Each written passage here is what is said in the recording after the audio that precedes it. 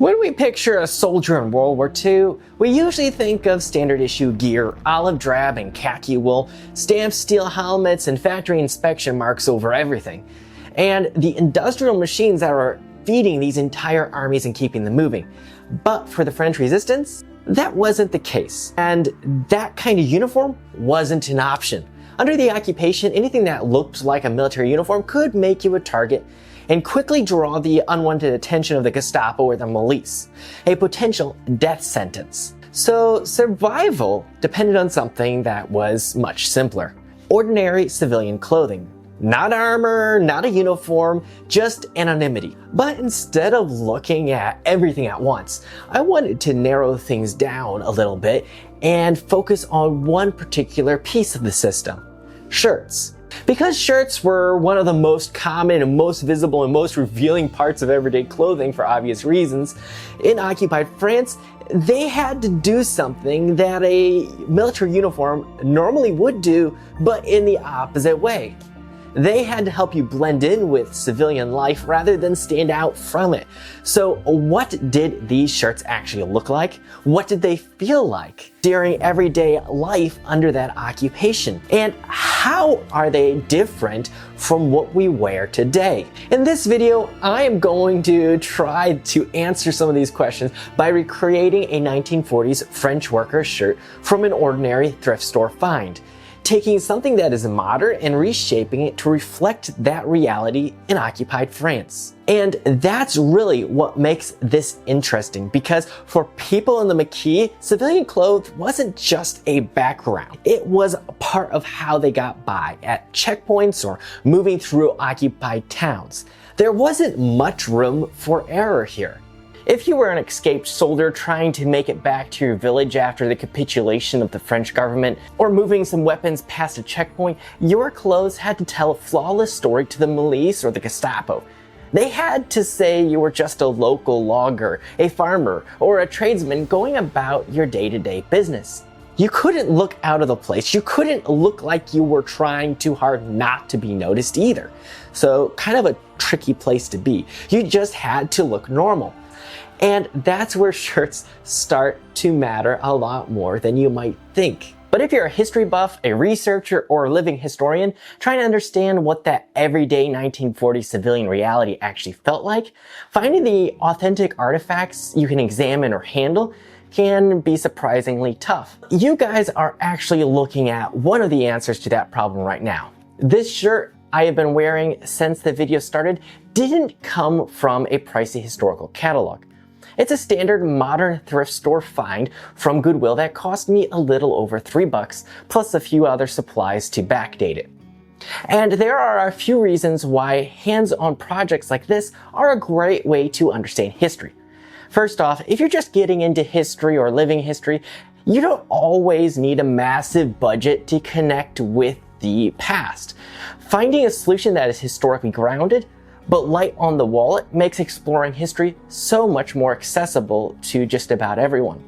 Second, this solution solves a major problem with how we view the past.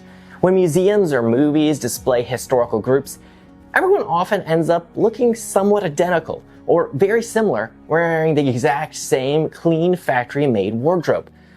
But a real ragtag partisan unit didn't look like a cloned corporate workforce. True history of the resistance shows a mismatched, gritty, and deeply individual reality shaped by scarcity and hardship. And finally, for those of us who just genuinely love working with our hands and taking a maker's approach to history, it forces you to think like they had to back in occupied France to overcome severe shortages. They made and modified many of their own things. Today, we're going to decode the reality of these 1940 shirts and look at how a little bit of resourcefulness can bring this history right into the workshop. There wasn't just one single peasant shirt or style of shirt that the French people wore during this time. Men wore a massive range of styles depending on their age, their trade, or whether they lived in a modern city or a rural farm. If you look at original photographs to see how everyday people dressed during this wartime occupation in France, you start to notice distinct features that can separate a mid-century look from our modern clothes. First up is the full button-down style shirt. Now, older popover shirts stayed stubbornly popular in the countryside, but in World War II, modern industrialization had made full button-down shirts a totally standard, everyday option. If you're looking for a shirt that could pass as vintage 1940s European, you want to avoid the modern button-down Oxford collar tabs. If you're going for pockets, two flapped button-down pockets that are sewn on the front, sort of like bucket pockets with the flaps on the top. Also, a single pocket at the top without a flap was extremely common, or no pockets at all. The second option is a granddad or a banded collar shirt. A lot of workers back then wore shirts designed for a detachable collar, but around the farm or in the workshop, as they did their day-to-day tasks, they just wore them without that collar attached. And that leaves a clean, distinct neckband collar type. Now, while plaid was around during World War II in France, based on what I have seen going through the archives, plaid was actually pretty rare compared to solid colors and stripes, though that doesn't outrule it as an option. Solid khakis and workwear blue, earthen colors, or muted vertical stripes define this mid-century look, and these patterns and styles blend well into the occupied 1940s France style and are usually readily available nowadays, which is a big plus. And finally, you have the true peasant popover. You see these in traditional rule photos. To generalize these various shirt styles we're discussing, the trick here is often the fit. Modern shirts are way too fitted. Back then, they were looser cuts and often used more fabric gathered at the back to give a worker a wider range of motion when doing their manual labor tasks. Sizing up by a couple sizes is a secret to capturing that loose historic drape. This is especially relevant to laborer shirts. And when we were discussing the characteristics of these shirts during World War II occupied France, the conversations inevitably turn around to discuss materials. Cotton was probably the most common, and it's often a very accessible fabric, while wool was heavily relied upon for warmth, obviously, during the colder seasons. However, because higher quality wool was requisitioned for military use, civilian markets often had to turn to unique substitute fabrics that blended alternative fibers to stretch dwindling supplies. So they usually didn't hold up quite as well and were a little rougher textures. So let's talk about the shirt that I'm wearing right now. Though it looks quite different from back when I first bought it, I picked it up with two other shirts from Goodwill a while ago for just over $3 each. They were cheap enough, I didn't mind taking the risk and experimenting backdating the shirts. Again, I couldn't really go wrong for $3. Now, a few key details. There were no locker loops on the back. Those are dead giveaways of modern manufacture. And I chose a few sizes up so that the shoulder seams lined up correctly, just kind of beyond the shoulder, and they fell just beyond that.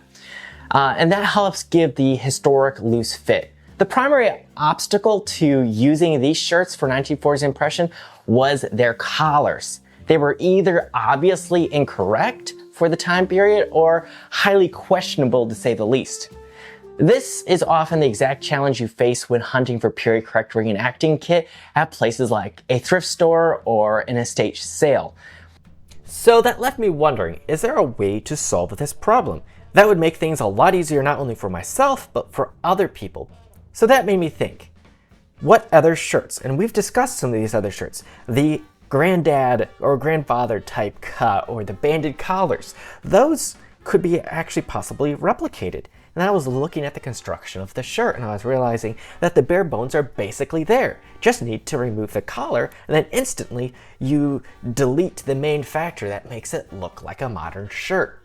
Now, the fabric on these is pretty light. It feels almost like a modern cotton bed sheet. You might hear some people assume that every pre-war work shirt or during the occupation work shirt had to be a brutal heavyweight linen, wool, or a thick flannel.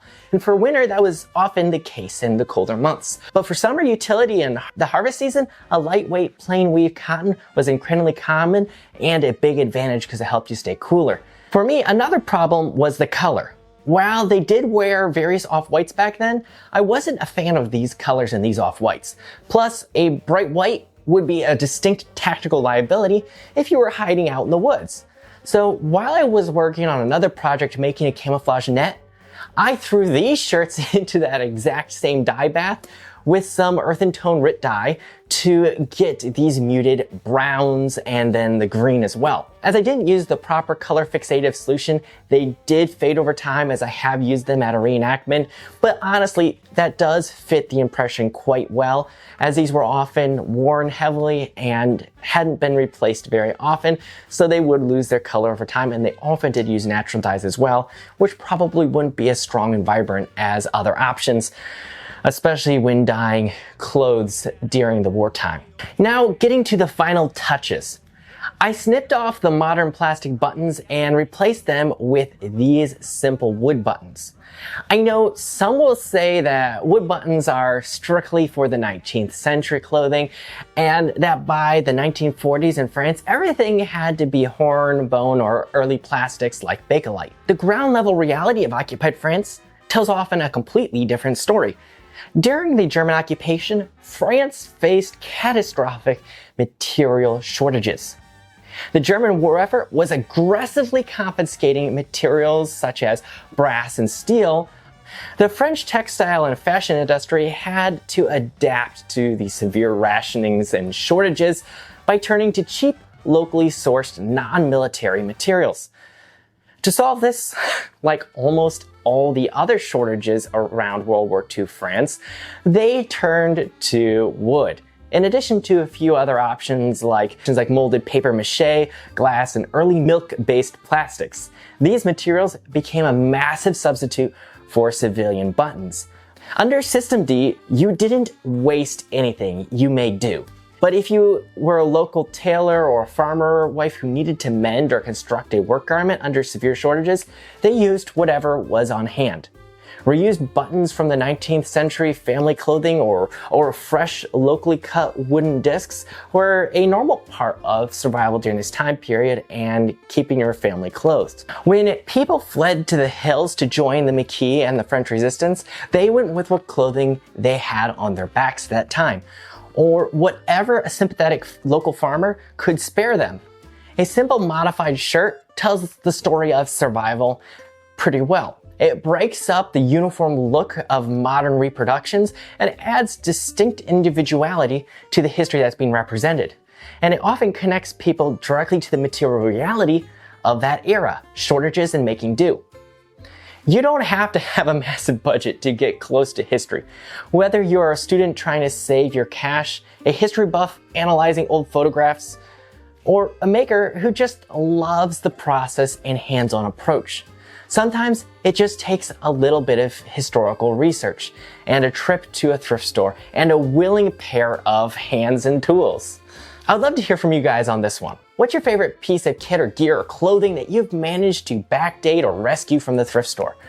Drop your projects and tips in the comments below so we can all share ideas and gain inspiration, and it's also a lot of fun to see what others are doing.